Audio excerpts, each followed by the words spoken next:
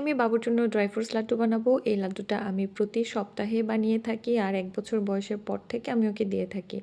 এতগুলো ইনগ্রিডিয়েন্টস দেখে ভাববেন না যে সবগুলো একসাথে দিয়ে তারপরে আমি লাড্ডু বানাবো। আমি সব একসাথে দিব না। এতগুলো ইনগ্রিডিয়েন্টস একসাথে দিলে বাচ্চার হজমে সমস্যা হতে পারে। সো আমি যেটা করি ৩-৪ টা দিয়ে তারপরে হচ্ছে বানাই আলাদা, আলাদা করে। তো ১ম এ আমি সবকিছুকে ভালো করে ধুয়ে তারপরে হচ্ছে ড্রাই রোস্ট করে নিচ্ছি। আমি না ধুয়ে কোনো কিছুই ব্যবহার করি না।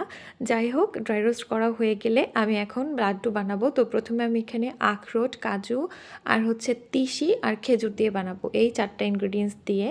আখরোটটা একটু তেতো টাইপের হয়। এই কারণে এখানে কাজু বাদামের পরিমাণটা বেশি দিয়েছি যাতে করে আখরোটের যে তিতা ভাব সেটা যাতে খুব একটা না থাকে।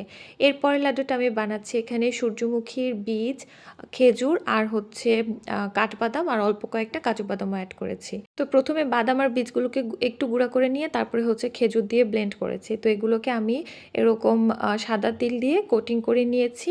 দেখতেও সুন্দর লাগে আবার তিলের পুষ্টিটাও অ্যাড হয়।